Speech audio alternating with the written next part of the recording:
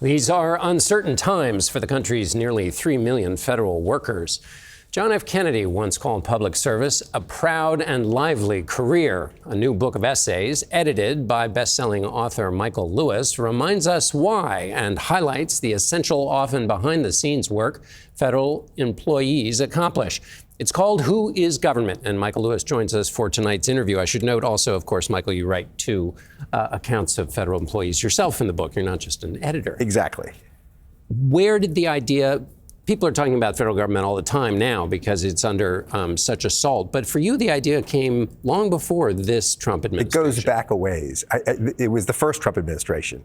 And right after he was elected, Donald Trump fired the 550 people who were on his transition team, who were meant to go in and receive briefings from the Obama administration about how this thing worked, this 2.3 million person federal workforce.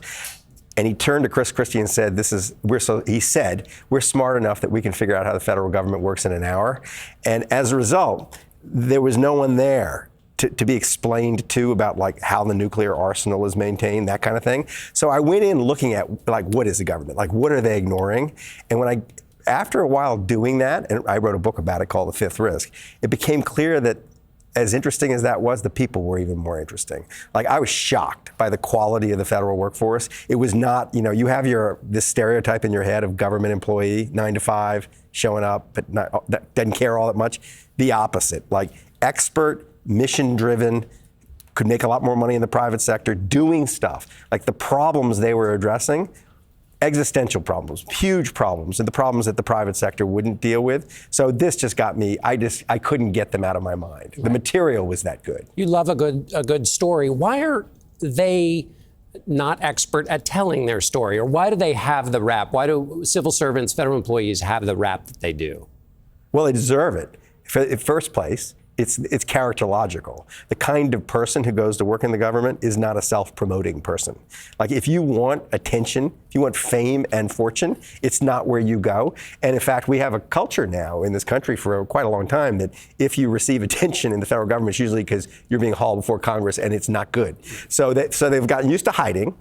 There is an army of political people between you, us, and them, communications people whose job is mainly to make sure that no bad story gets told. So to even get to them is a problem, I think. And the third is it's related to that. The politicians hog the limelight. I think most Americans think when they think of government, they think of politics. Yeah. And there's this whole other thing that's going on.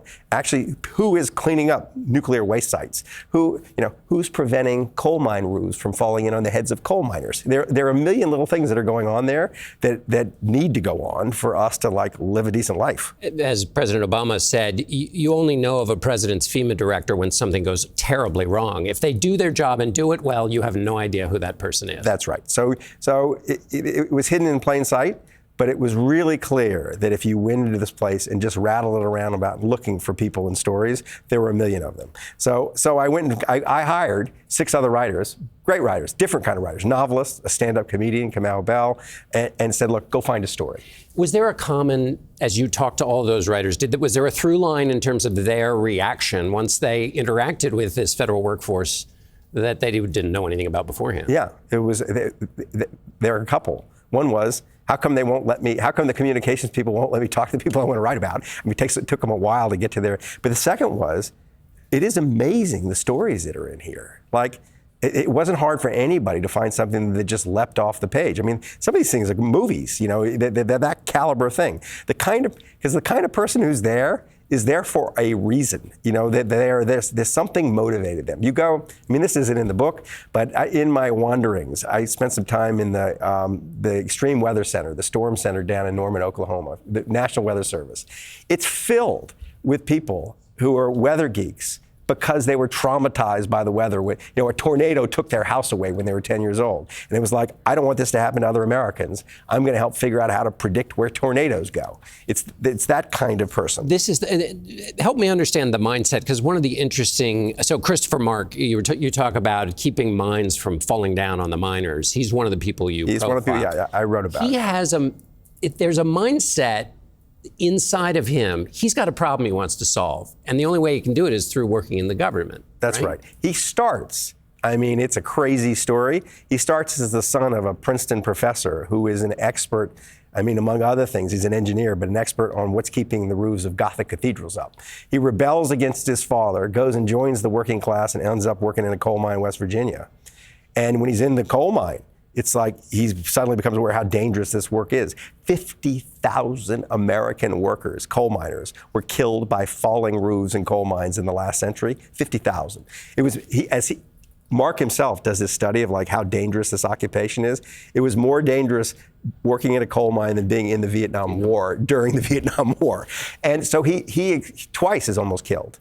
And it's like, someone needs to do something about this. And the industry wasn't doing anything about it. That's the key thing. That's the key thing. And that's the key thing in the book, which is these are jobs, as Dave Eggers writes, these are jobs that wouldn't exist if there wasn't a government to do it. That's right. It's sort of like, if it's being done by the government, it's because the private sector doesn't want to do it, usually. And the list of things the private sector doesn't want to do is quite long. And, cure rare disease. It goes on and on and on. And roofs falling on coal miners' heads is one of them. And Chris Mark, it takes him 25 years. It's an unbelievable intellectual journey. But at the end of it, by 2016, no coal miners in the United States are dying because the roofs are falling on their heads. And you think, you can kind of show that thousands of people are alive because of him, and no one knows he exists. Right. That's the thing. You have written about athletes, entrepreneurs, people in government, people on Wall Street. You've written about a lot of different mindsets, economists. What is the mindset, beyond dedication to the country and all that, is there something about the civil servant's mindset of the kind that you covered, working a problem in, even if nobody's looking? Like, what is it about the mindset that you discovered or in writing about them or in editing? Well, they're other directed.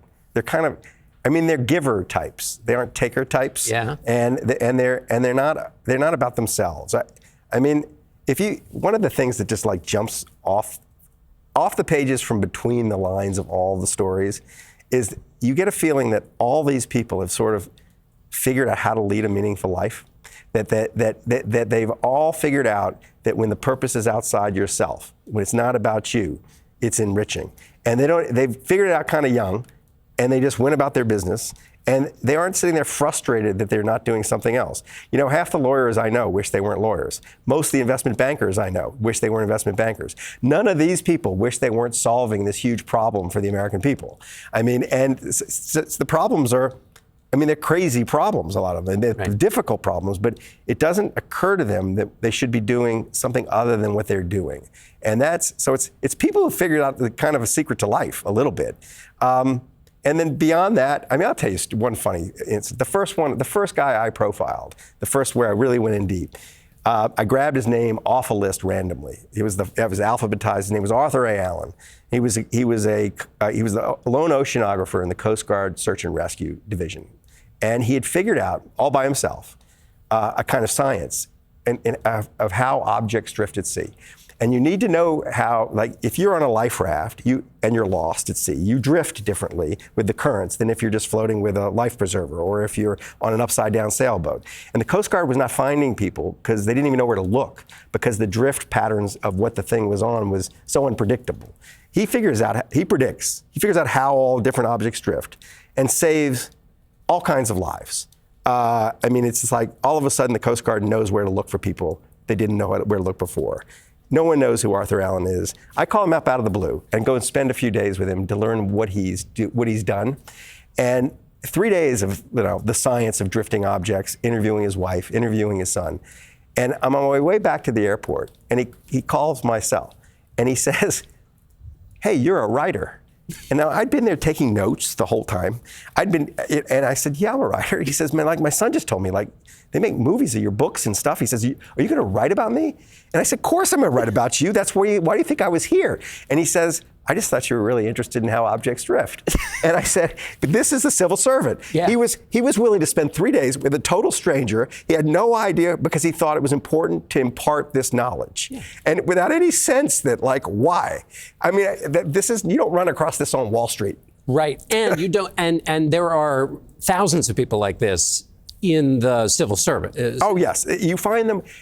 I have picked Christopher Mark, essentially, the guy who prevents roofs from falling on the heads of coal miners, I essentially plucked his name out of a jar. It was not cherry picking. It's like, give me one of these people and I can give you a story. Final question, Michael.